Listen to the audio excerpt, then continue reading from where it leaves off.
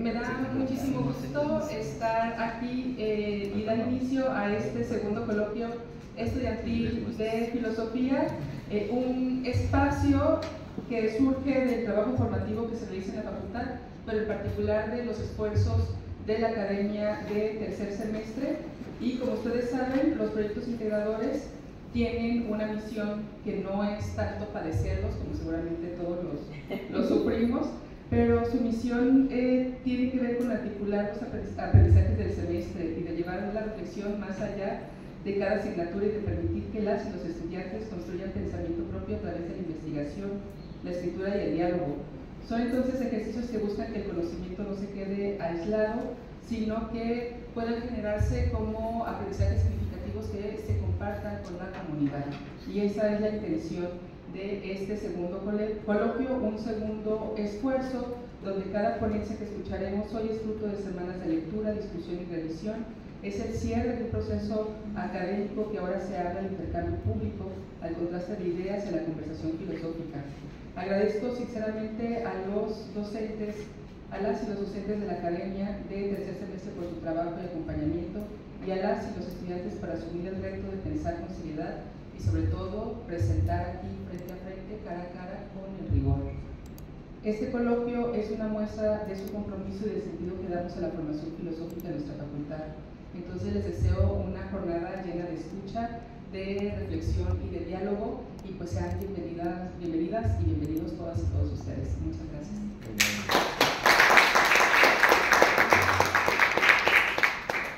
Cedo el micrófono a sus moderadores. Sí, gracias.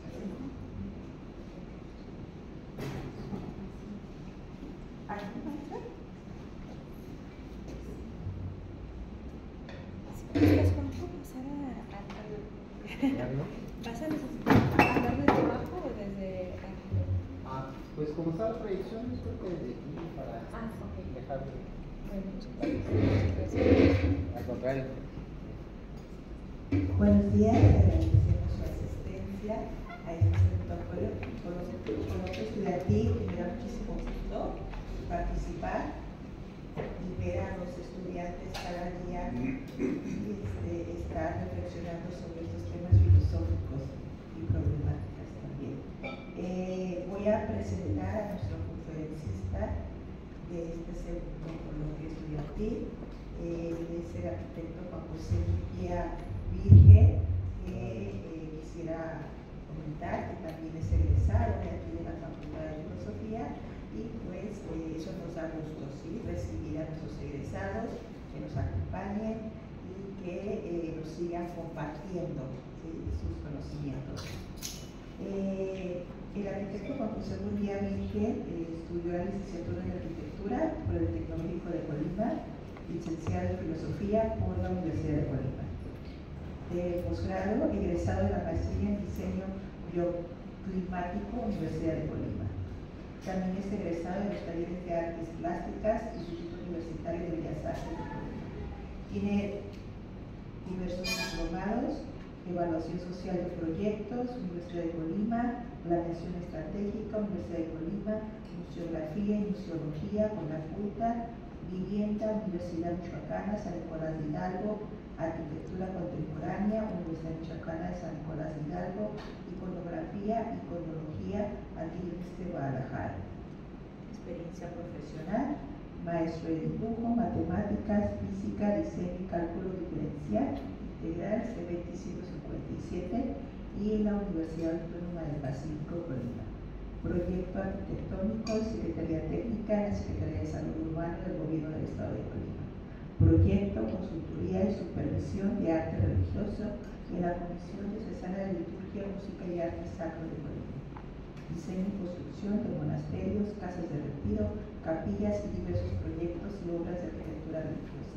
Dirección de los talleres de arte y artesanías de la Secretaría de Cultura de Colima. Dirección de Teatro Hidalgo, Secretaría de Cultura de Colima. Diseño arquitectónico y escultórico en ambientes virtuales, parques espaciales y animación 3D. Bienvenido, arquitecto.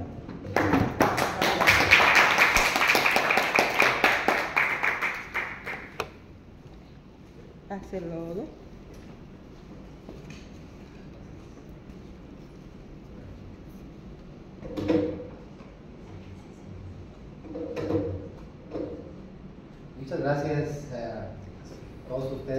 presencia, gracias a la Escuela de Filosofía por tener la gentileza de invitarme aquí a compartir un rato con ustedes. Me da mucho gusto estar aquí y pues vamos a charlar.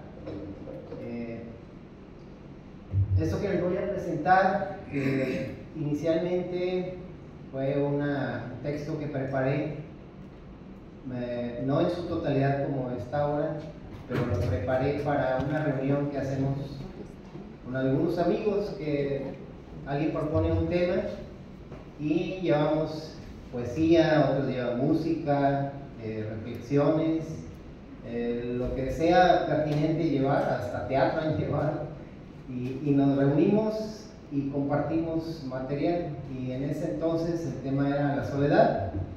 Yo preparé un texto al respecto. La reunión se canceló y luego cambiaron el tema, entonces está sin estrenar mi texto.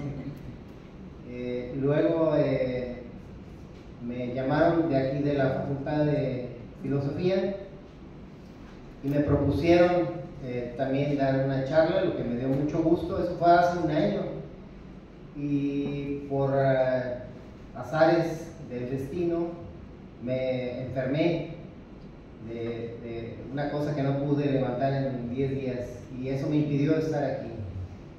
Se renovó la invitación y ahora sí estoy aquí con ustedes, lo cual me da mucho gusto.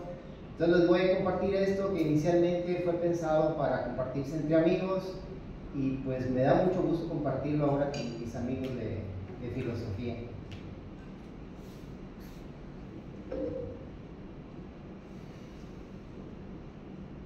Lo que les voy a presentar es una serie de anécdotas sobre la soledad, reflexiones también sobre el tema, y algunas citas especiales que yo había preparado al respecto. La soledad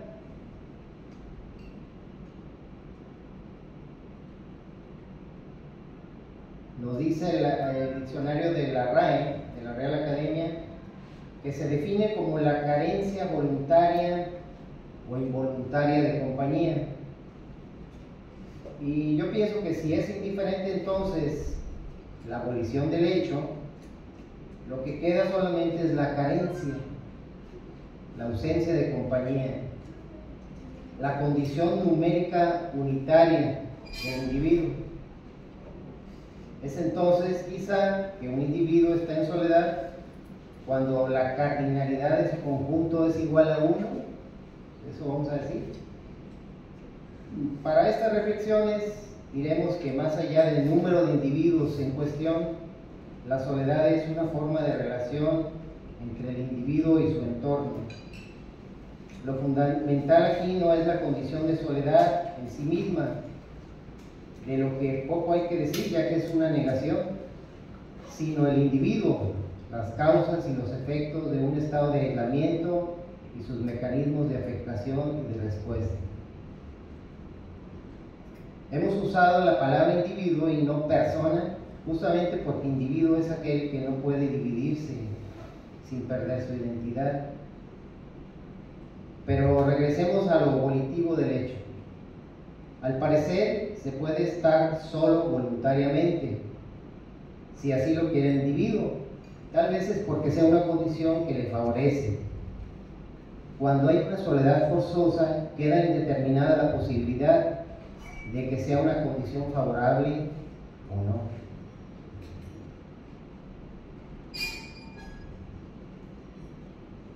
Este capítulo lo llamé Temprana Soledad, y voy a empezar con las anécdotas recordando a Kaspar Hauser. Quizás alguna vez oyeron hablar de él. Es un joven alemán de principios del siglo XIX cuya historia motivó en el cine la cinta El Enigma de Kaspar Hauser, así como diversas obras de teatro y danza donde se le identifica como la bestia de Nuremberg. Kaspar fue confinado en cautiverio solitario desde pequeño hasta llegar a su juventud. posiblemente por ser hijo ilegítimo de un jerarca real. En determinado momento, un benefactor anónimo que le cuidó en el encierro lo libera en una plaza de Nuremberg, acompañándolo de una carta que explicaba su situación. El muchacho es recogido por las autoridades y despierta el interés de la comunidad. Es estudiado y sometido a pruebas y experimentos por expertos y doctos de la localidad, dado su extraño comportamiento y su disparatada lógica. Caspar logra educarse y da muestras de talento matemático y artístico. Lo notable es que este periodo de encuentro social es cuando su desarrollo como persona se realiza, y que quizás el auxilio de su benefactor le dio en cautiverio sentó las simientes de su construcción como persona. El joven presenta una inteligencia fresca, libre de prejuicios, y expresa sus ideas desde puntos de vista novedosos, lo que cautiva la admiración de muchos. Sin embargo, hay otros que lo ven con recelo. Nunca logra zafarse de ser visto como alguien que era mejor que permaneciera sin ser visto. Sufre un ataque violento con arma blanca que le ocasiona la muerte. Jamás se aclaró quién lo asesinó ni las causas.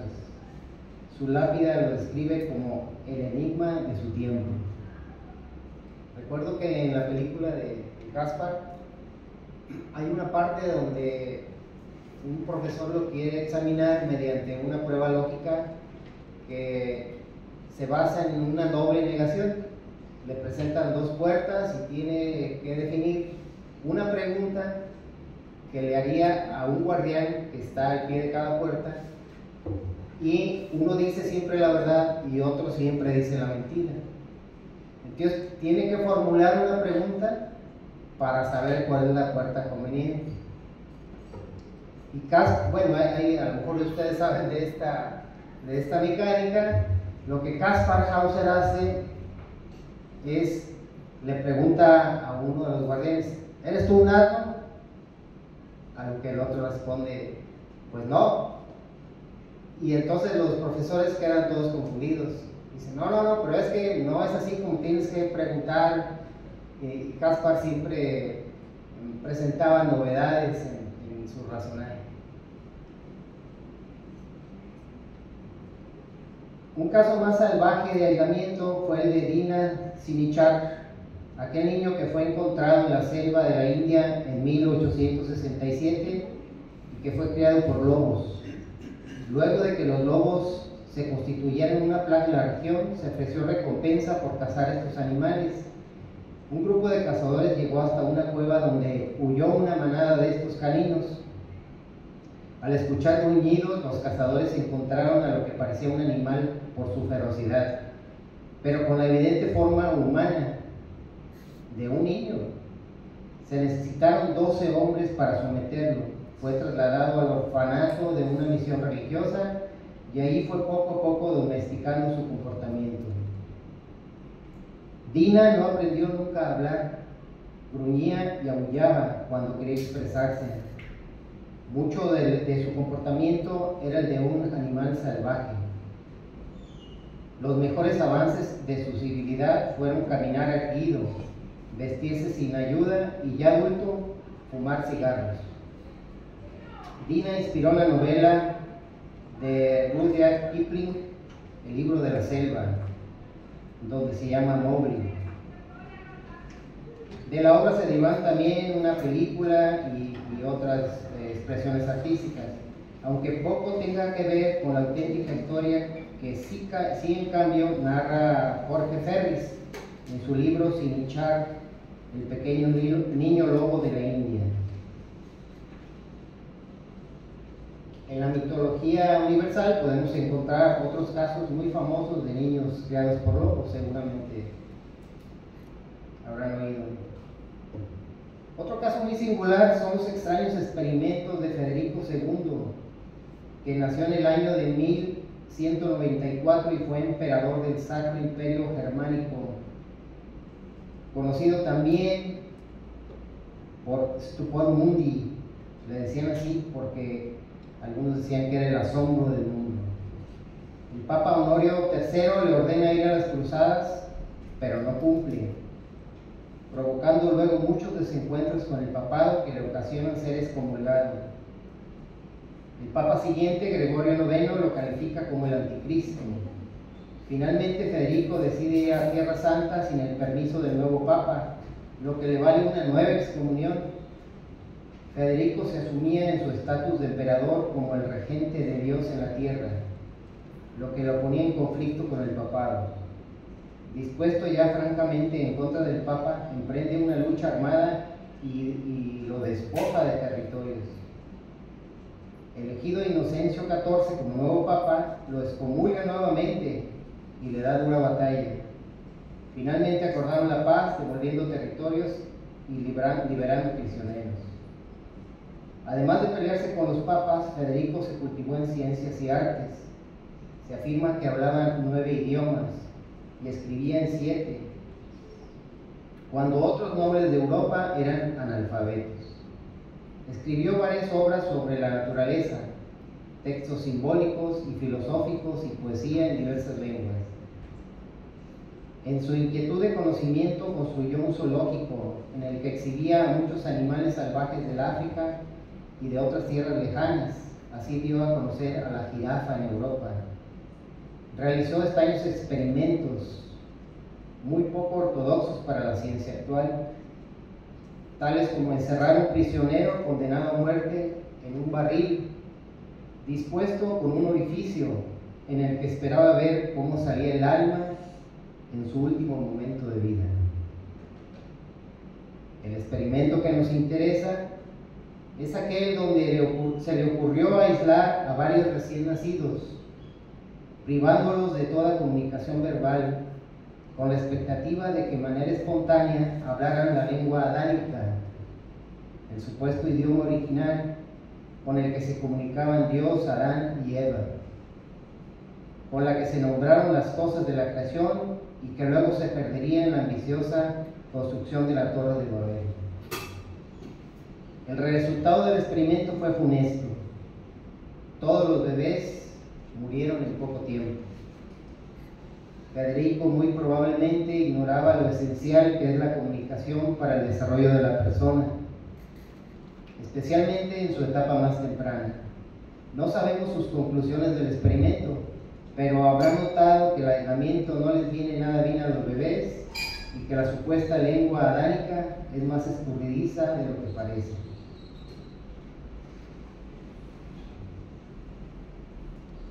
Vamos a entrar ahora a otra parte que le he llamado el intelecto en soledad. Iniciamos por el científico. Y de los casos de los científicos que conozco, el más solitario es este señor que está aquí. ¿Lo reconocen? Isaac Newton. Considerado por muchos como el más grande genio de la ciencia, nació el 25 de diciembre de 1642 en una aldea de la campiña inglesa. Su parto fue prematuro, por lo que presentaba una constitución física muy débil. Su padre, Isaac Newton también, murió 3 meses antes de su nacimiento, cuando su madre, Ana, se volvió a casar con Barnabas Smith, un ministro anglicano viudo, hacía 3 meses y de 63 años de edad, quien puso como condición que el pequeño Isaac, que entonces tenía 3 años, no viviera con ellos. De modo que sus abuelos, también ya mayores, se hicieron cargo de él. Este fue el primer episodio de soledad de Isaac y que quizá marcaría la senda de su vida. Cuando tenía 10 años de edad, muere su padrastro y su madre regresa con el pequeño Isaac acompañada de sus 3 hijos con el clérigo anglicano. Habrá que anotar que era pues muy impetuoso, porque tenía 63 años cuando se casó y luego tuvo 3 hijos más. Bueno, desde muy pequeño Isaac presentaba un carácter difícil, poco sociable y muy conflictivo. Hay testimonios en sus diarios de que se llevó muy mal con su abuelo, con su padrastro y con sus medios hermanos. En un pasaje donde lista sus pecados, dice: amenazar a mi padre y a mi madre Smith con quemarlos a ellos y a su casa. Quizás fueron solo palabras que no alcanzaban a llenar una intención verdadera. Sin embargo, debió ser algo que dejó impronta en su conciencia, ya que la confesión la escribe 9 años después. Solamente convivió 2 años con su madre, pues a los 12 fue enviado a la ciudad de Grantham a estudiar su educación primaria, alojándose en casa del boticario Mr. Clark, que tenía 3 hijastros, con los que también eran frecuentes los conflictos. En las generaciones anteriores de los Newton, ninguno fue capaz de escribir su nombre. Eran todos hombres de campo, labriegos y ganaderos. Consta en escrituras y documentos oficiales su huella digital como firma. Su trabajo les acumuló buenas propiedades que Isaac recibió en herencia. En la escuela inicial tampoco pudo hacer amigos. Aunque de complexión débil, reñía con sus condiscípulos con fiereza. Prefería por eso la compañía de las niñas, a las que les construía casas de muñecas y maquetas con gran habilidad. En esa etapa tuvo un romance que poco germinó, la primera y la única relación amorosa que tuvo en su vida. A edad adulta, recuerda a Miss Storer, que al casarse cambió de nombre a Mr. Vincent con expresiones tiernas. La mayor parte del tiempo Newton fue su propia compañía. Fue descrito como un muchacho serio, silencioso y pensativo. Nunca salía a jugar con otros niños.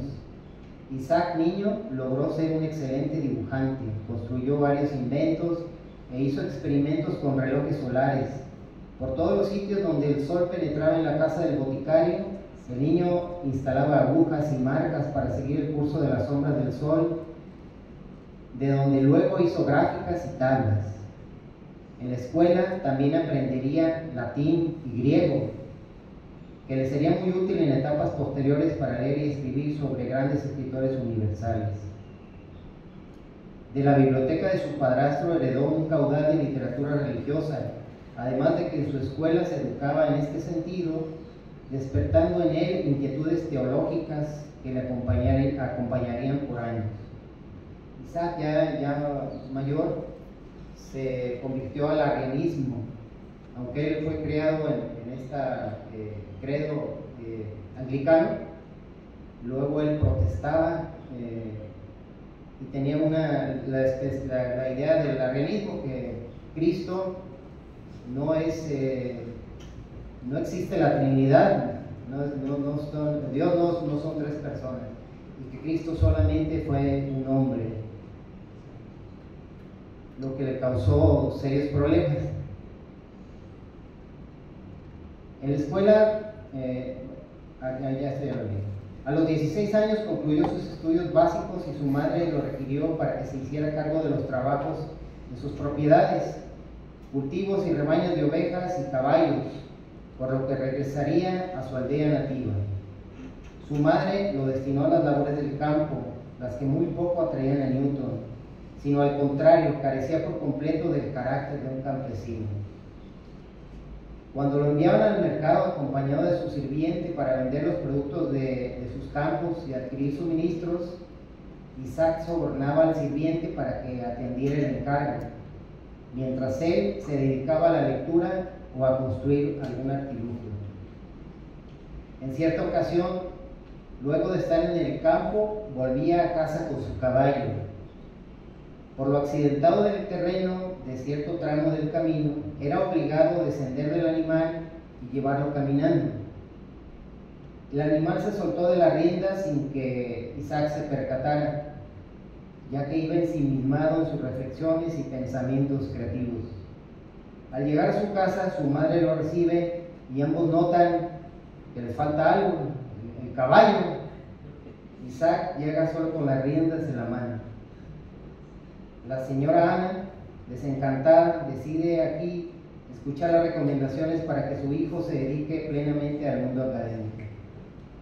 Por influencia de su tío, un ministro anglicano, egresado de Cambridge, es recomendado para su ingreso a la universidad. La primera etapa fue en el Trinity College. Y bueno, aquí esto le ocasionó problemas porque él, con sus creencias en que no creía en la Trinidad, estaba en el colegio de la Trinidad. Los alumnos de Cambridge se estructuraban en jerarquías. Newton comenzó desde las más bajas, donde tenía que servir a los alumnos de familias influyentes, servirles la comida, asearlos y hasta vaciar su orinal. Acostumbrado a tener sirvientes, no a servir, soportó la situación, pero su aislamiento se hacía cada vez más hondo. En sus diarios quedan notas escritas en clave y también usando un sistema taquigráfico. Es decir, aún lo que escribía lo hacía para él solo. En la Cambridge de aquel momento se enseñaba a Aristóteles, Platón y sus escuelas, pero no a Descartes y otros contemporáneos. Isaac aprende a los griegos y los trasciende rápidamente. Al respecto escribe: Platón es mi amigo, Aristóteles es mi amigo, pero mi verdadera amiga es la verdad. Newton devoró la biblioteca de la universidad empleando un método singular. Los libros que le eran de interés los transcribió con su puño y letra para una mejor comprensión. En su cuaderno Preguntas, esto es interesante, tenía un cuaderno donde los temas de interés los anotaba sin desarrollarlos, como un índice de qué era su preocupación intelectual. Y como título de este libro era Preguntas. Aborda una lista de temas que le resultaban muy notables: el movimiento, la pesadez, las trayectorias de proyectiles, la materia, la luz, los colores, Dios, la creación, el alma, el dormir y los sueños. Newton se despedía de los clásicos griegos para construir su propio discurso que se llamaría filosofía natural. Su carrera fue episódica. Cuando pensaba en algo, pensaba en ello continuamente, es decir, exclusivamente o casi exclusivamente. Lo que acaparó su atención en 1964 hasta el punto de anular todo lo demás fueron las matemáticas. Newton fue un extraordinario autodidacta. Aprendió toda la matemática conocida entonces, sin la ayuda de ningún profesor, hasta convertirse en el más sabio matemático de su tiempo. En 1965, Inglaterra fue invadida por la peste, alcanzando a Cambridge, que cerró sus puertas, lo que lo obligó a retirarse a su casa en Woolsthorpe, en la aldea donde nació. ¿Qué hizo en este encierro obligado? Imagínense, fue como la pandemia de nosotros. Fue una época tan extraordinariamente solitaria como productiva.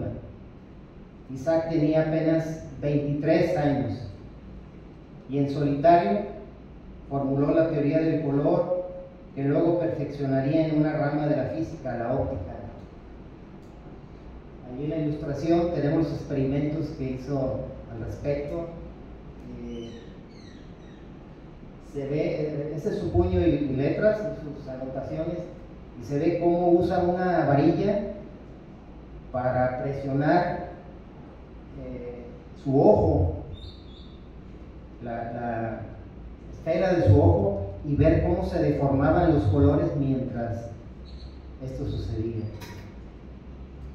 Sentó las bases de lo que serían las leyes del movimiento y el cálculo diferencial integral, e hizo una nueva e importantísima rama de la matemática. Un joven de 23 años hizo avanzar el conocimiento humano de manera descomunal, completamente en solitario, en menos de 2 años. En sus diarios escribe: a comienzos de 1965 descubrí el método de las series aproximativas y la regla para reducir cualquier dignidad de todo binomio en dichas series.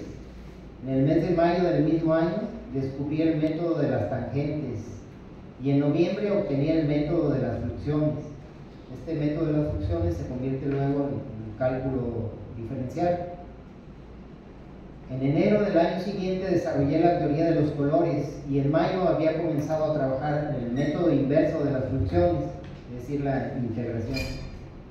En ese mismo año comencé a pensar en la gravedad extendida a la órbita lunar y habiendo descubierto cómo estimar la fuerza con la cual un globo que gira dentro de una esfera presiona a esta, a partir de la regla de Kepler, según la cual los tiempos periódicos de los planetas guardan una proporción sesquilátera de sus distancias con respecto al centro de sus órbitas, deduje que fuerzas que mantienen a los planetas en sus órbitas deben ser recíprocas a sus cuadrados de sus distancias, de los centros alrededor de los cuales giran.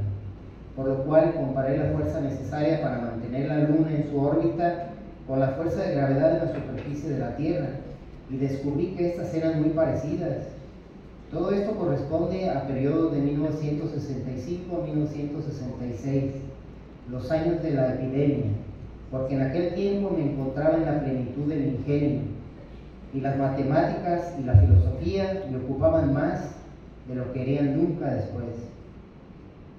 En otra parte narra cómo también en ese encierro encontró cómo calcular el área de la hipérbola, aplicando uno de sus métodos con una precisión de 52 decimales.